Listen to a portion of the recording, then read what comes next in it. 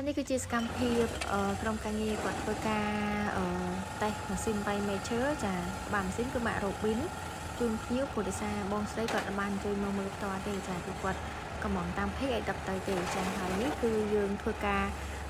តេស្តកាត់ស្មៅចាមកវីដេអូនេះមានការហត់នឿយជាខ្លាំងព្រោះដោយសារត្រូវដើរទៅរកស្មៅចាព្រោះ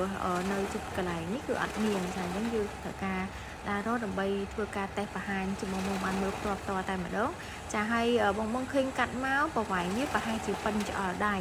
ចាប្រវែងនេះគឺជាຂະຫນາດទី1សម្រាប់ម៉ាស៊ីននេះគឺបងអាចសេរីទៅតាម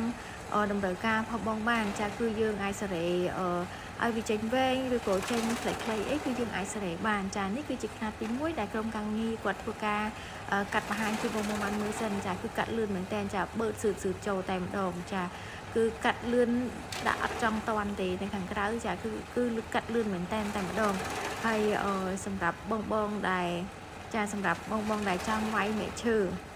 សម្រាប់ម៉ាស៊ីននេះក៏អាចវាយមែកឈើបានដែរចាគឺមែកឈើគឺយើងអាចវាយទំហំប្រហែលជាប៉ុនកដៃតែនេះ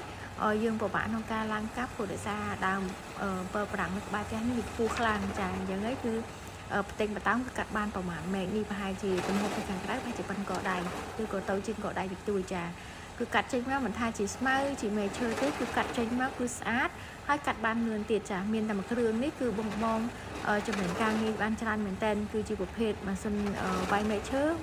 មួយទឹកមកពីប្រទេសជប៉ុនចាគឺថានៅសង្គមស៊ីនស្អាតហើយគុណភាពគឺល្អទៀតចាហើយសម្រាប់បងដែលចង់បានខ្លីជាងនេះក៏បងអាចសេរីបានដែរនេះគឺយើងបង្ហាញຂະຫນាត់ទី1ឲ្យបងបានមើលសិនចាឥឡូវយើងចូលຂະຫນាត់ទី2ចាសម្រាប់ទី2នេះម៉ត់ចាគឺកាត់ចេញមកម៉ត់ស្អាតមែនតើសម្រាប់បងខ្លះស្មៅវិញចាស់គាត់ត្រូវការច្រាំឲ្យរៀងម៉ត់បន្តិចបានគោវាងាយស្រួលស៊ីហើយមួយទៀតបងខ្លះគាត់ចង់យកទៅធ្វើជីអញ្ចឹងបងអាចប្រើຂະຫນាត់នេះបាននិយាយរួមទៅគឺម៉ាស៊ីនតែមួយទេយើងអត់ត្រូវការដូរម៉ាស៊ីនអត់ត្រូវការដូរអីទេគឺយើងមានកន្លែងសេរីសម្រាប់ឲ្យចេញទៅតាមតម្រូវការដែលបងចង់បានចេញពីកង់ក៏បាន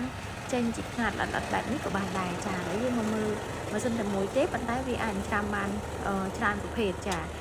នេះគឺយើងច្រាំមុនហ្នឹងចាគឺប្រវែងនេះខាងក្រៅប្រហែលជាមួយច្អល់ដៃចាហើយសម្រាប់ទី2នេះគឺវាម៉ត់ចាគឺបងអាចមើលតាមនឹងបានហើយសម្រាប់បងដែលមានតម្រូវការម៉ាស៊ីនវាយមេឈើមួយទឹកមកពីប្រទេសជប៉ុនចាកម្លាំងខ្លាំងគុណភាពល្អហើយតម្លៃសមរម្យចាគឺបងអាចធ្វើការកម្មង់ពីពេកតង់មេងនេះបានអរគុណសម្រាប់ការគ្រប់គ្រងរបស់បងអតិថិជន